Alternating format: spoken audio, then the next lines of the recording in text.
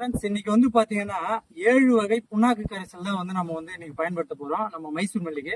அது என்னென்ன புண்ணாக்கு அப்படின்னு சொல்லிடுறேன். ஒன்று வந்து பாத்தீங்கன்னா வேர்க்கடலை புண்ணாக்கு, எள்ளு புண்ணாக்கு, வேப்ப புண்ணாக்கு, புங்கம் புண்ணாக்கு, இழுப்பு புண்ணாக்கு, அப்புறம் முத்துக்கொட்டை புண்ணாக்கு, அப்புறம் வந்து பாத்தீங்கன்னா இன்னொரு புண்ணாக்கு வந்து பருத்தி புண்ணாக்கு. கிட்டத்தட்ட 7 வகையான புண்ணாக்கு வந்து நம்ம பயன்படுத்த போறோம். அது எப்படி பயன்படுத்த போறோம்னா, ஒரு 200 லிட்டர் பாரில் 150 லிட்டர் தண்ணி பிடிச்சிட்டு போட்டு எல்லாத்தையும் கலக்கி வச்சு 3 நாள் கழிச்சு வந்து நம்ம குளிக்க வச்சு விட போறோம். அது மட்டும் இல்லாம இதுல ஒரு 5 லிட்டர் கோமியமும் நம்ம வந்து பயன்படுத்துறோம்.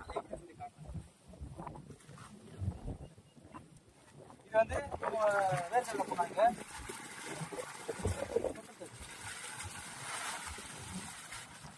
எள்ளு புண்ணாக்கு, எல்லா புண்ணாக்கும் இதில் கலந்துருக்கு.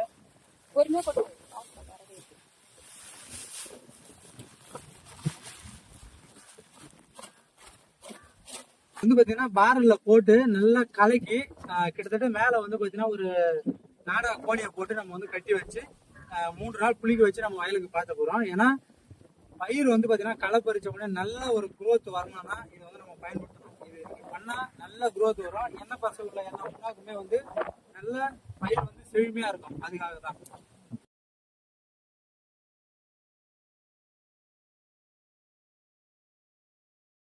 பாத்தீங்கன்னா ஒரு கோணியை போட்டு எதுனா எந்த ஒரு பூச்சி எல்லாமே வந்து தீமை செய்யற பூச்சிலாம் உள்ள போகாத அளவுக்கு நம்ம வந்து இதை கட்டி வைக்கணும். ஏன்னா எல்லாம் உள்ள போச்சுன்னா புழு வைக்கும், கொசுலாம் போயிட்டு அதுக்காக இந்த மாதிரி சேஃப்டியா வந்து நம்ம மூடி 3 நாள் கழிச்சு இது கூட வந்து மீன் அமிலமும் எல்லாமே கலந்து நம்ம அந்த வயலுக்கு பாய்ச்சி போறோம். அடியிலேயே வந்து நம்ம எல்லா உரத்தையும் கொடுக்குறோம். ஏன்னா அடியிலே கொடுத்தாதான் பயிர் வந்து ஈஸியா குரோத் ஆகும். மைசூர் மல்லி இந்த விட பாத்தீங்கன்னா டாப் லெவல்ல வந்து நம்ம எடுத்துட்டு வர போறோம். அதிக ஈல்டு எடுக்கணும்னு சொல்லிட்டு நம்ம வந்து இதை பண்றோம். இதை பத்தின அடுத்து நிறைய அப்டேட் உங்களுக்கு கொடுத்துட்டு இருக்கேன் டெய்லியுமே.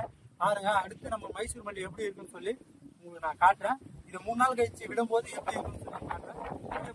லைக் பண்ணுங்க, ஷேர் பண்ணுங்க.